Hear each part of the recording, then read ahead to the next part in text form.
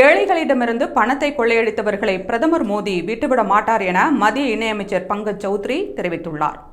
நிதி மோசடியில் தொடர்புடைய வைர வியாபாரி மெஹுல் சோக்சி கைது குறித்து பேசியுள்ள பங்கஜ் சௌத்ரி, 2021ஆம் ஆண்டில் மத்திய விஜிலன்ஸ் கமிஷன் மற்றும் மத்திய புலனாய்வு அமைப்பு ஆகியவற்றின் கூட்டு மாநாட்டில் பிரதமர் மோடி உரையாற்றிய போது, ஏழைகளை ஏமாற்றுபவர்கள் உலகில் எங்கிருந்தாலும் அவர்கள் எவ்வளவு சக்தி வாய்ந்தவர்களாக இருந்தாலும் தண்டிக்கப்படுவார்கள் என்று தெரிவித்திருந்தார்.